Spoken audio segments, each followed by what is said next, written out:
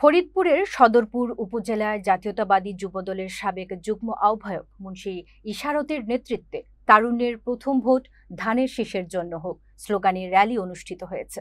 শনিবার বিকেলে পোস্ট অফিসের সামনে থেকে শুরু হওয়া র্যালি বেপারি বাড়ির মোড়ে শেষ হয়। র্যালিতে যুবদলের নেতাকর্মীরা অংশ নেন।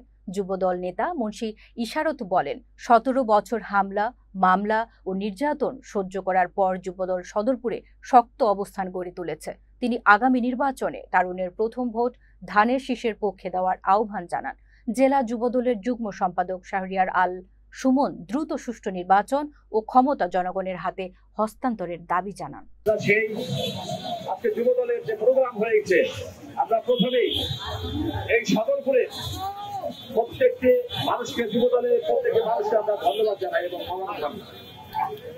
প্রিয় বন্ধুগণ, আপনারা জানেন ২০২৪ সালের পরে এই সদরপুর উপজেলা যুবদল তারেক রহমানের প্রত্যেকটি কথা বাস্তবায়নের জন্য রাজপথে এবং আমলের দোষরদের এবং যারা মানবদর্শ, যারা সন্ত্রাসী, এদের বিরুদ্ধে আদালতের বিরুদ্ধে যুবদল সদরপুরে ভূমিকা রেখেছে।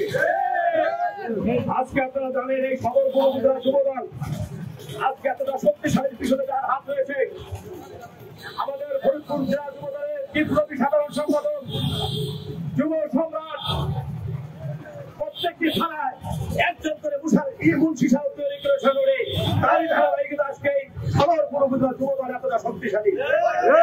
আমি মনে করি আগামী ফরিদপুরে যে যুবদল হবে, সেই যুবদল হবে তারেক রহমান এবং যুবদলের প্রেসিডেন্ট এবং সাধারণ সম্পাদক।